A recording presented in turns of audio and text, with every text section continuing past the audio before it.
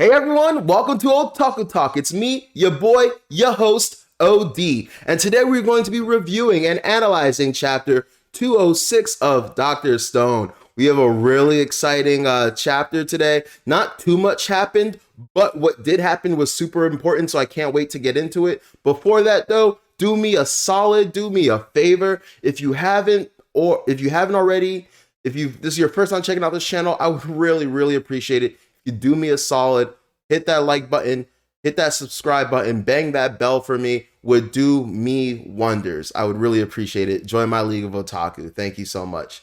Anyway, without further ado, let's get into this review.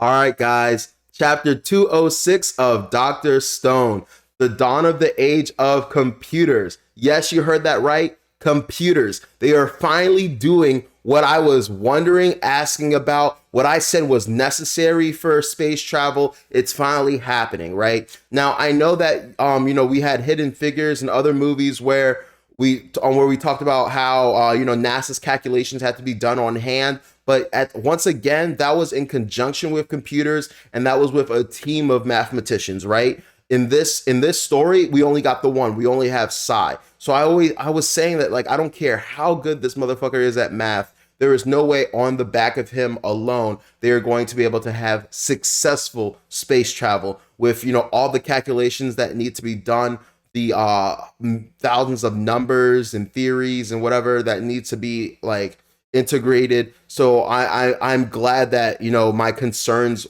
are and were addressed with this chapter. So before we get into that part, let's just start off with how the chapter begins. Taiju and the rest of Team B finally arrive at Corn City and begin to depetrify everyone, right? Once they depetrify everyone, they pretty much just fill them in on the gaps of what happened. Let them know pretty much, hey, we're working with Dr. Zeno now. Hey, we're building a rocket to the moon. We got to challenge Y-Man, blah, blah, blah. Basically, they just give them the Cliff Notes, Spark Notes version of everything that's transpired.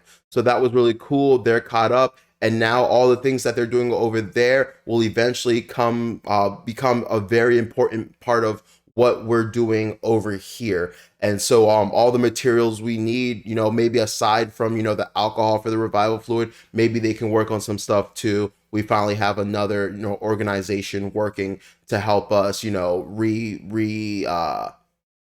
to de-petrify the entire world. Also, I wouldn't be surprised if later on maybe a subsection of the people in Corn City decide to go to maybe Isagami village or maybe the Medusa village and possibly de-petrify some people there and get them in on the work as well. I'm not sure, but I would really love for that to be kind of tied up. It rubs me the wrong way that like people at Isagami Village are all like petrified right now and just kind of have to chill there. And I don't want them to become like depetrified and like once like the story's over. I would like them to have some kind of role.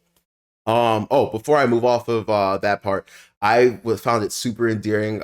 My heart melted when Taiju goes to shake Yuzu's hand. You guys remember he's loved Yuzu since like chapter 1. Literally, like in the first chapter, we didn't even know what Dr. Stone was gonna be about. And he was going to confess his love to this girl, and the biggest cock block in the world occurred and he got petrified.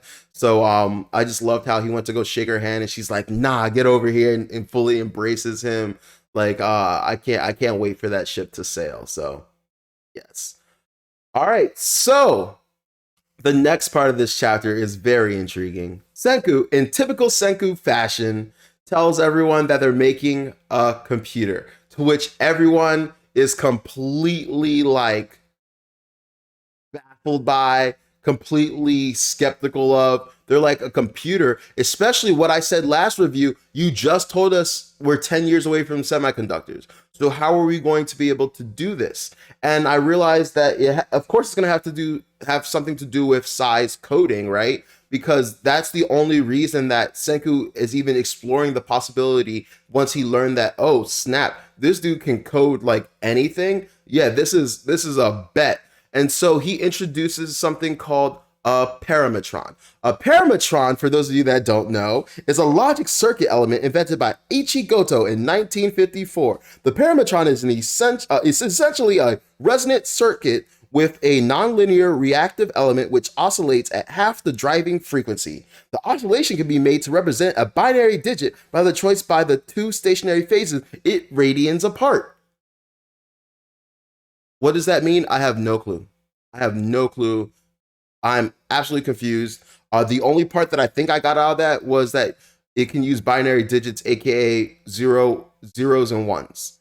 So like that's all I got out of it. And so, you know, I was thinking when I made this video, I'm not the person equipped to talk about this. I usually like to, you know, I'm not a scientist. I don't pride myself on being super intellectual.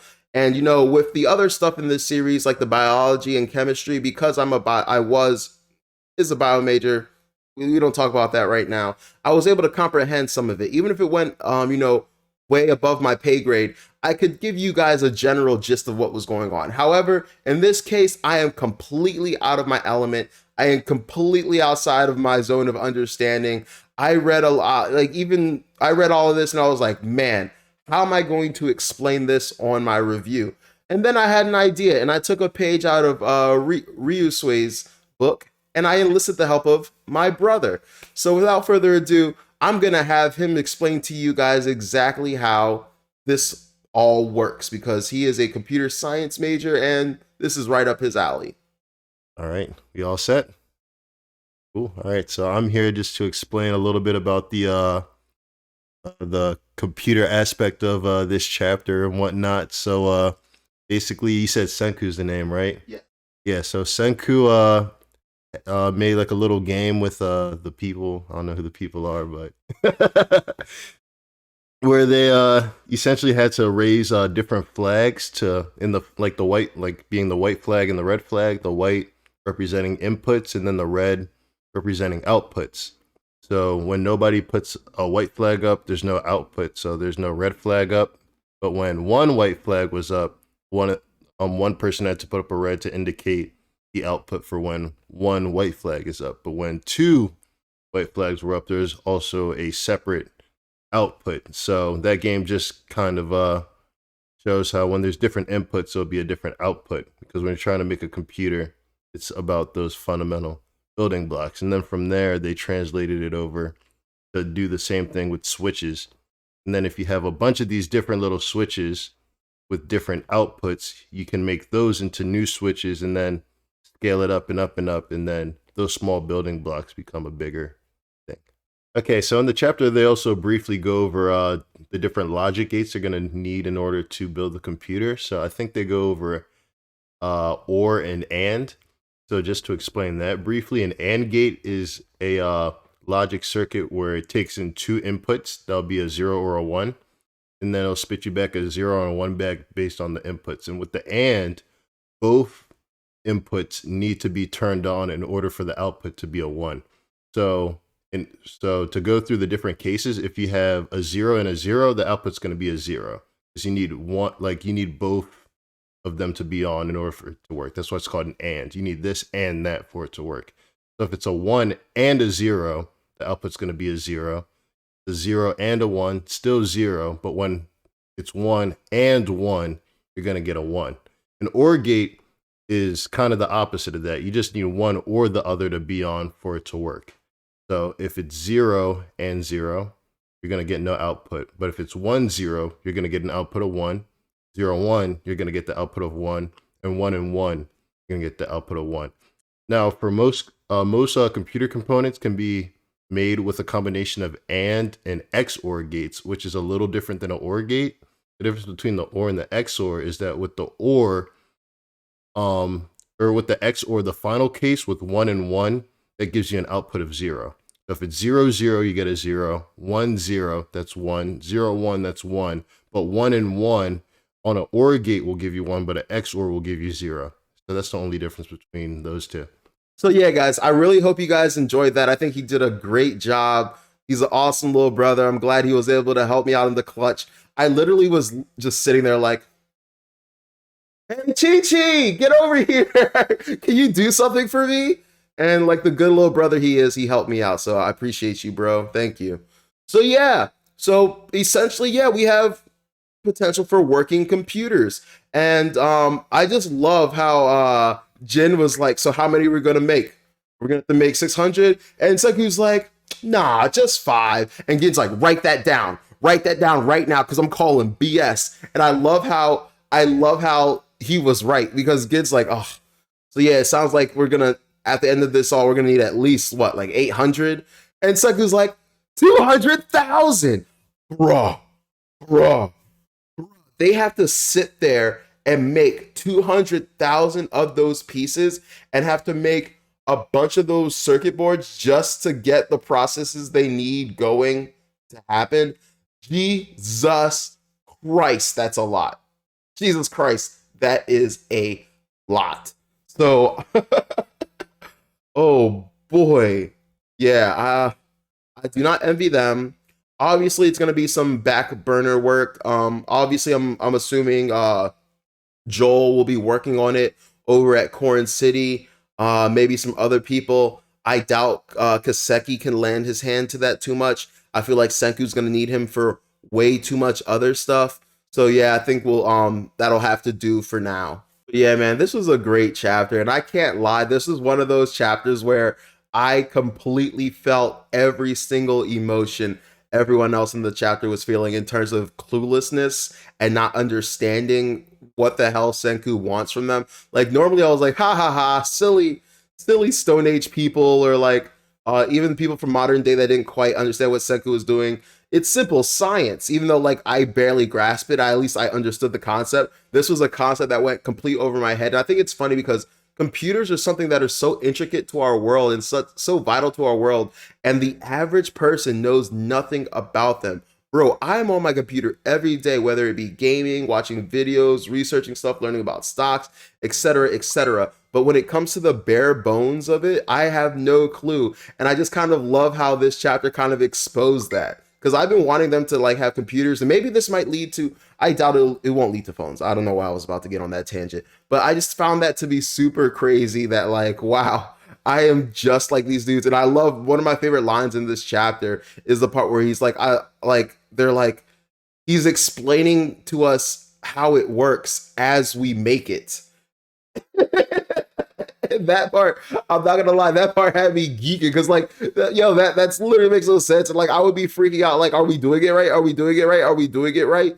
So yeah, man, we'll leave it at there. In terms of what's next, I have no clue. Maybe next chapter we might. I don't even think we can get a prototype. I'll be real with you. I'll be very upset if within the next chapter if it's done. I don't like that. I don't like when things are rushed or sped through, and we've been having kind of some things that have been rushed and sped through. Speaking of which, this was kind of one of the first chapters we've had in a while where we didn't focus on multiple things. It was about one thing and one thing only: computers. The mangaka took a exceptionally good time to sit there and explain it to me. Honestly, for whatever reason, Shonen Jump didn't have the chapter out today. I'm kind of curious why, and so I ended up having to get it from like my other manga website. And so like the translations were awful, but even still, I could understand that the mangaka did as good a job as he could of explaining the mechanism behind how all of this works. And once again, just showing us more science and more history. And like, I just love that there's a series out there that while it is completely fun and enjoyable and has action, we can actually learn something from. Like, I know something about history that I never knew before. And I know more about like the functionality of like computers than I ever knew before. And basically, for those of you wondering why he needs, 200,000 more of these pieces, these components, is basically they're going to have to do something. And this is honestly, I'm out of my element here again, but basically they're going to have to put all these together. That way they can have, how my brother explained how, your one will execute this process, your two will execute this process, and like it's just zeros and ones. So basically they have to build enough of these that they can have multiple processes processed, I guess, or executed is a better word. So yeah, I'm gonna leave the review here for now because otherwise it would just be me rambling and trying to like explain something that I don't really know much about. but I did thoroughly enjoy this chapter, especially as someone that had no clue about what they were talking about during the chapter. I like the way that it pushed me to learn, and it kind of made me respect humans and Senku and like the dude who made the Parametron back in the day. So yeah, like I said, I really hope it's not just kind of a one chapter, one and done thing next chapter where all of a sudden they're all done. I'm hoping that this is something that's going to take some time to process. Earlier I said that it's probably going to be Joel working on it and not so much Kasaki. I forgot literally at the last chapter. Sorry, not the last chapter. The last page, the last few pages. Basically, Senku is making Yuzuru in charge of it. It's going to be her and her team, and so they're going to have to make all 200,000. For the actual metal donut part, they're going to be utilizing automation. So I'm actually excited to see that for two reasons. One, and this is vital because, not just for the fact that they're going to be able to make 200,000 metal like donuts a lot easier now, but possibly using either the same manufacturing line or whatever method of automation they plan on using, they'll be able to use on maybe some other thing that they need down the road. There's been many times where they have to crank out a bunch of things on minimal time and limited resources, and this is just part of the story, right, where we're told that science is just hard, arduous, repeated work. And so maybe now this will just make other processes, other operations, other things that we have to build and create down the line a lot simpler. Even though it still sucks that apparently Yuzuru and her squad are going to have to manually wrap the wiring around the donuts. But hey, beggars can't be choosers, right? It's got to get done. He wants to make a huge, what did he call it? Let's just call it it almost looked like a server in the goal section. It kind of looked like a server. So let's just say he wants to make this giant. Well, a server holds data. It's not. I know it's not to do that, but basically a giant. I'm gonna say supercomputer, but by definition, it's not gonna be a supercomputer, but a huge circuit calculator, basically. So we're gonna need lots and lots of that. Anyway, I know this was a short review, but like I said, I was kind of out of my scope here. But I do think I touched on everything that needs to be touched on in this chapter. And honestly, at the end of the day, I just want to see where we go from here. I'm super excited to see what else we're going to need to work on as well. And I'm also very curious as to how maybe next chapter we'll learn how to make the automation equipment and how they're going to be able to do that without Senku being present. So that should be very interesting as well. Anyway, take care. Thank you for watching Otaku Talk. I'm your host, OD. It's been a pleasure. Take care, and please make sure to like, share, and subscribe. Would mean the world to me. Peace.